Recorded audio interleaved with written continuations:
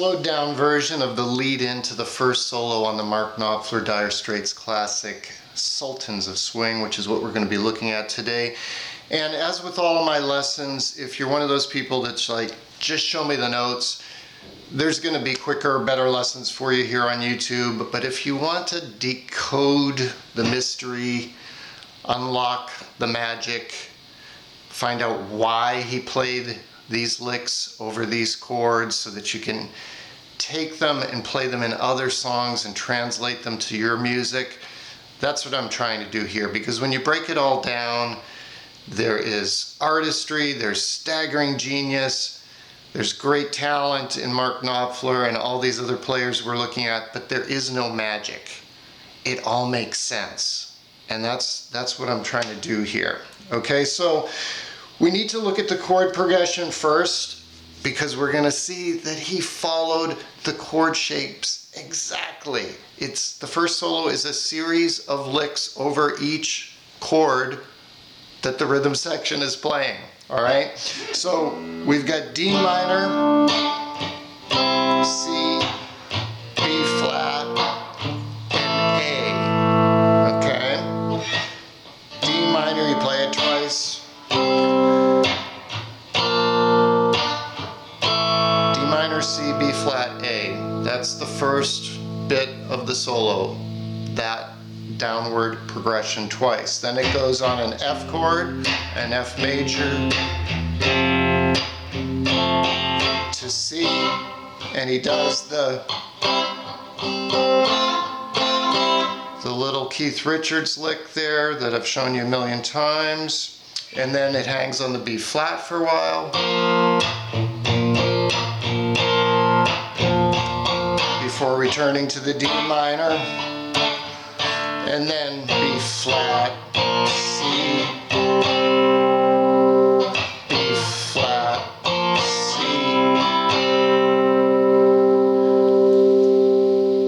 So easy chords, right, that you all know. D minor, C, B flat, A, and F. That's it. You know these chords. That means you can learn the licks associated with the shapes of these chords. So let's look at that. So again, the first solo starts with what I showed you there. He goes,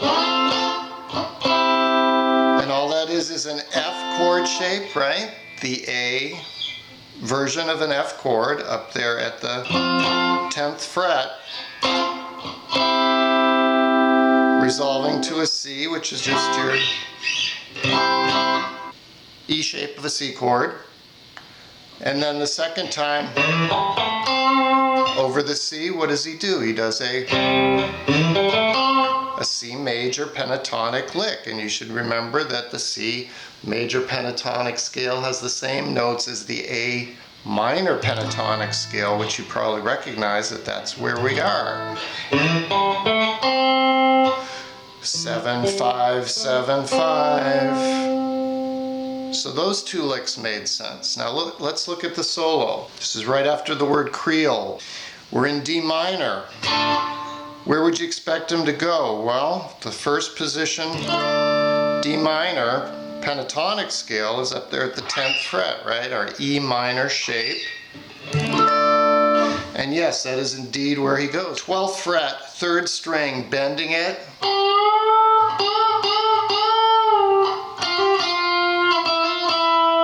That's the first lick.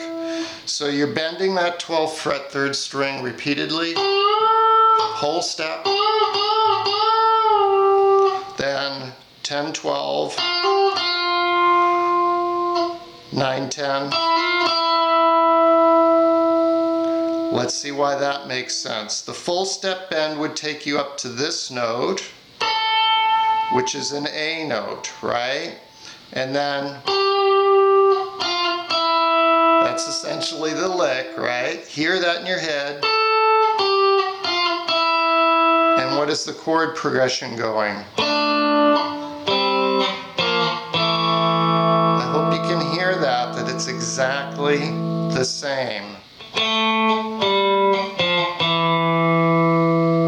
He's basically doing doing on the 3rd string what the chord progression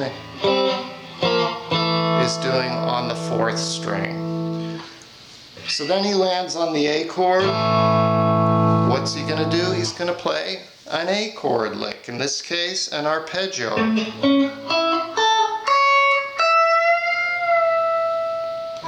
So this is your D shape of an A chord, and no one fingers that, right? Because it's insane.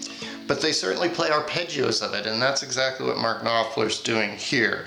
So this is your D shape, right? 2nd string root. You bring it up to the 9th fret there, and that 10th fret 2nd string is your A note. And if you play the whole thing, you can also see your C shape in there. And I've shown you many times that the C shape and the D shape out of the cage system are actually, they're the same shape. The D shape is the C shape, just brought up 2 frets. So you can see your C chord mirrored there. Anyway, that's what he's doing. He's simply doing an A major arpeggio. So 12, 11, 9, 10, 9, and then he throws a sweet little bend of the 12th fret there at the end of it,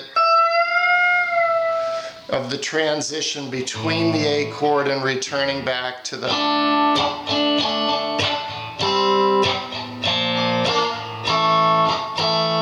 So he's going back to the D minor. What does he do? He does a D minor arpeggio. Right there at the 10th and 12th frets. So 10, 10, 10, 12. Alright, after the D minor arpeggio, over a D minor chord, we have that D minor, C, B flat, A progression again, and he goes.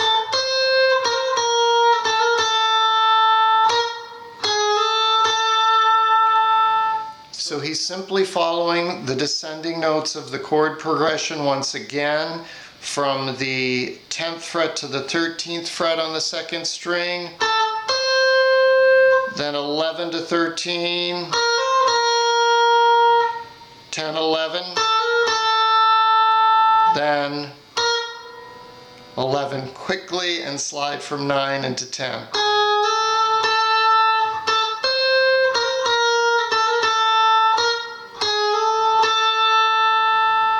And those notes, again, just follow the chords. I won't break it down since I already explained that the first time he did a similar thing. Now we're on the F chord. So he's going to play an F chord lick. This is one of the coolest licks, and it's twice in the solo, in this first solo. And I love this lick because it links 2 chord shapes. So here's the A shape of an F chord up here at the 8th and 10th frets, right? There's your A shape, bring it up here. Here's your F major chord. Here's your octave of the E or F shape up here at the 13th fret. And you have this lick everywhere on the fretboard. We just happen to be doing it over F. And it's a pedal steel bend lick that's frequently done in rock and roll. I showed you this in the Leonard Skinner Give Me 3 Steps lesson about 10 years ago. So he's bending the 12th fret 3rd string and then picking up that 13th fret 2nd string the first time, and then he bends it again.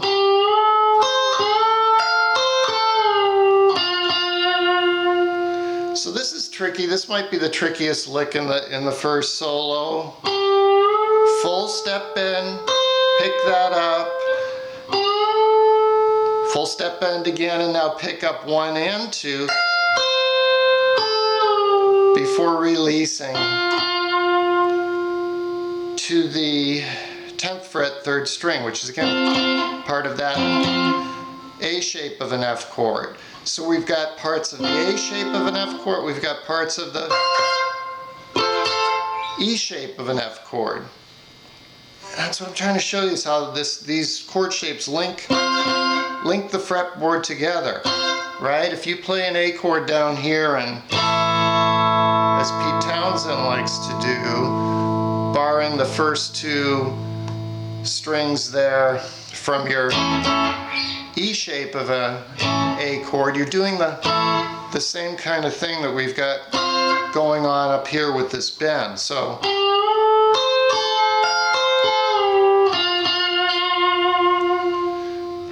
we have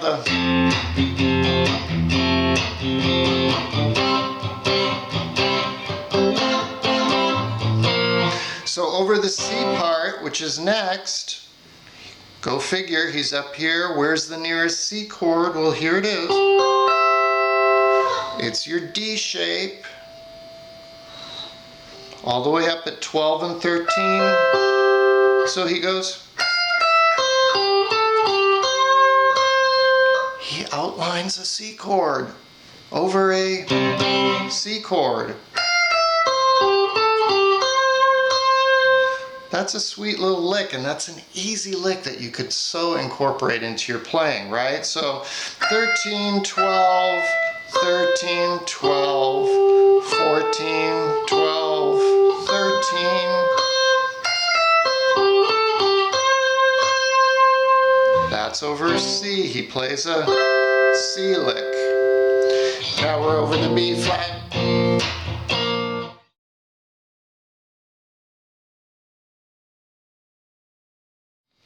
Why? Because there's a D in a B flat chord. So he takes that C note, 13th fret, second string, and he bends it up a full step to a D. He goes. So that's just bend, release to 11 on the second string, and then bend it again. And that's over the B flat. And now we're going back to the D minor, and he goes.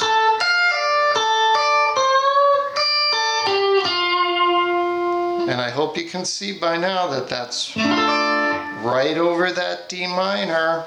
So we're on the 10th fret, first and second string. We're going to start with. So bar 1 and 2, play the 10th fret second string and then the 13th fret first string and pull off it. So you're pulling off 13 to 10 on the first string after playing that 10th fret second string. So again, and then back to first string 10th fret. So full bend quick there, 13th fret second string, and then back to the first string 10th fret. So this one's a little quick, but you'll get it.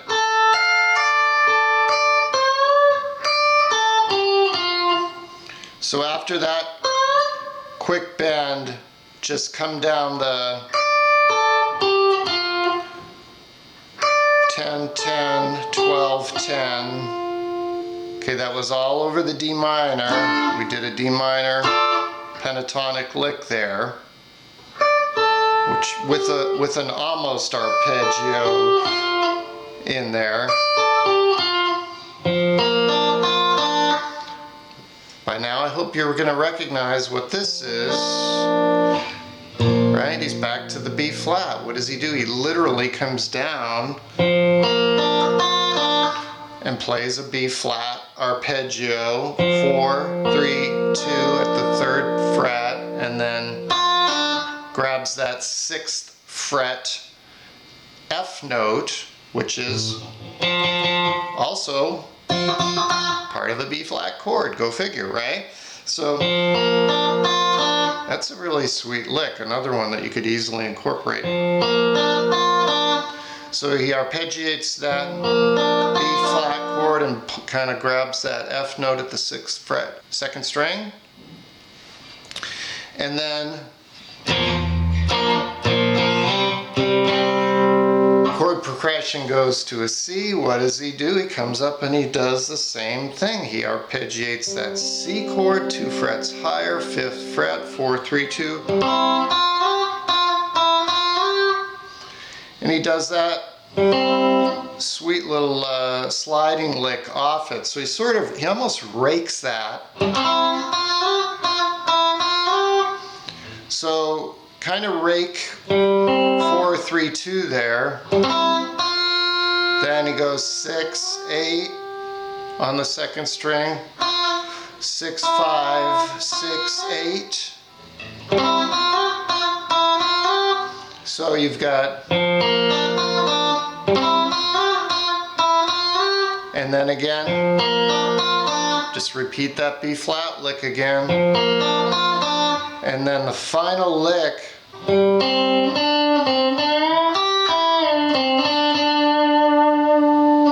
So like that other lick up here, this is probably the trickiest lick, just getting that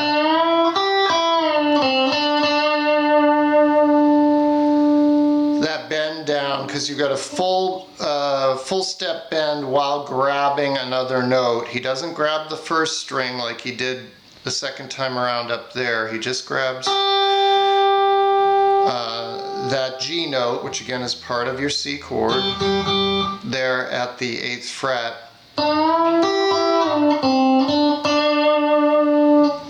And again, that was over the C, much like we ended the lead-in to the solo with that little C major lick there at the 5th position. We've got a C major lick at the 5th position ending the solo. So there's symmetry here in his artistry. Anyway, that was a lot today. It was a big grab bag of chord-shaped based licks. Spend some time with it, look up the tab, and take these licks and try to translate them into your everyday playing, because otherwise you're just learning one song, right? And that's not the point. You don't want to learn one song, you want to learn how to play guitar. All right, hope that helped today, and as always, thanks for joining me.